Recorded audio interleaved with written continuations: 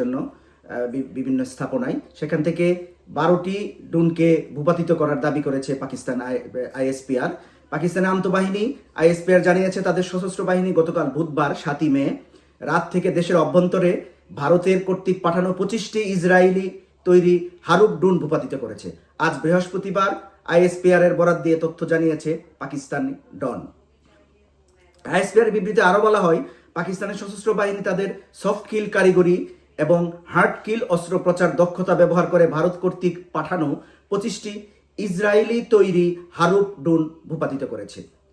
বিবৃতিতে আরও বলা হয়, 6 মে পাকিস্তানের বিমান হামলার প্রতিক্রিয়ায় ভারত তার 5টি অত্যাধুনিক যুদ্ধ বিমান হারানোর পর এবং সেই সাথে একটি ড্রোন এবং একটি সৈন্য বেস ধ্বংস হওয়ার পর তারা প্রতিশোধের আগুনে আরও জ্বলছে এবং তারা আরও কিভাবে আক্রমণ করা যায় সেই সূত্র ধরেই এই ড্রোন হামলা চালানোর চেষ্টা করেছে ভারত। আন্তর্জাতিক গণমাধ্যম থেকে আরও জানা যায়, নিয়েছে পাকিস্তানের বিমান প্রতিরক্ষা ব্যবস্থা রাতারাতি 12টি ভারতীয় ড্রোন ভূপাতিত করেছে।